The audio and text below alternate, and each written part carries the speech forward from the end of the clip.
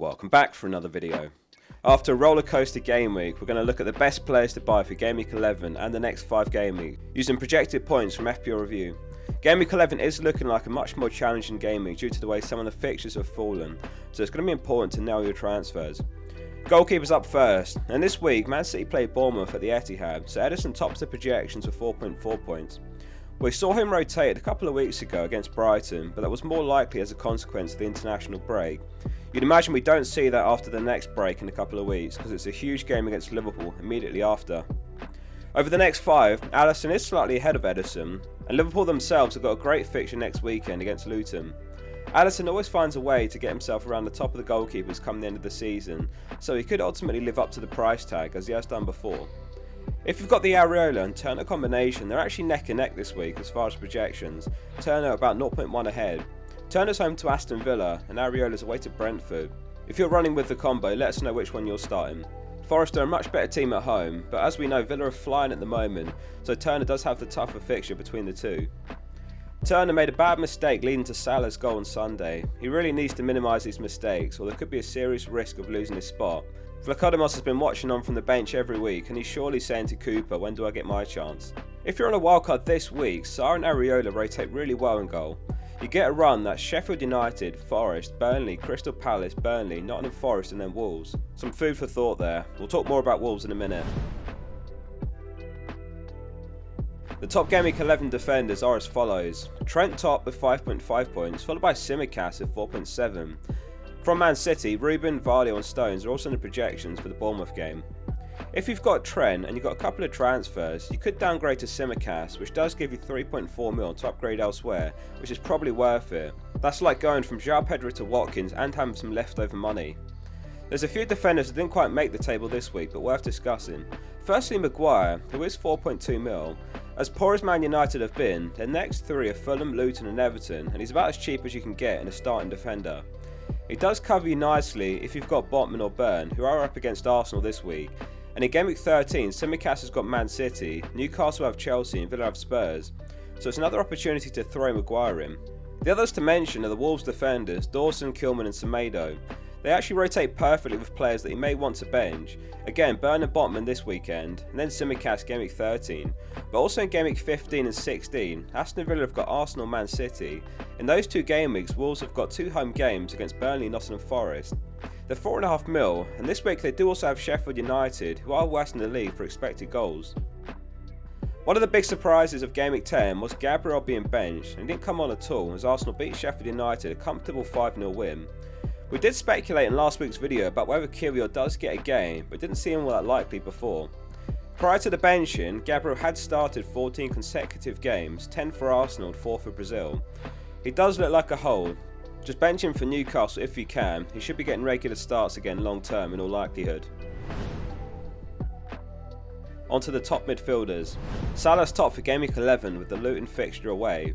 It's actually a pivotal week for the no Haaland gang. They're going to need Salah to deliver with Haaland home to Bournemouth. And on top of that, players that no Haaland allows you to afford, such as Trippier, also has Arsenal, which has lower clean sheet potential. Salah was actually somewhat fortunate against Forest, seems to struggle a bit against low block teams, and he was pretty uninvolved overall against Forest, but it was a bad mistake by Turner which left the goal open for him. Will Luton's low block be a problem?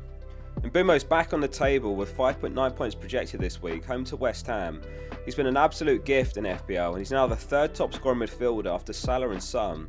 In fact, this game week he's 3rd among all players for projections. Son in many ways also a gift, out of position striker, a 3 mil price cut from 12 mil to 9 mil, and he's on 78 points, which is only 5 behind Salah. He's projected 5.1 points this week, home to Chelsea, as Spurs look to extend their run top of the Premier League table.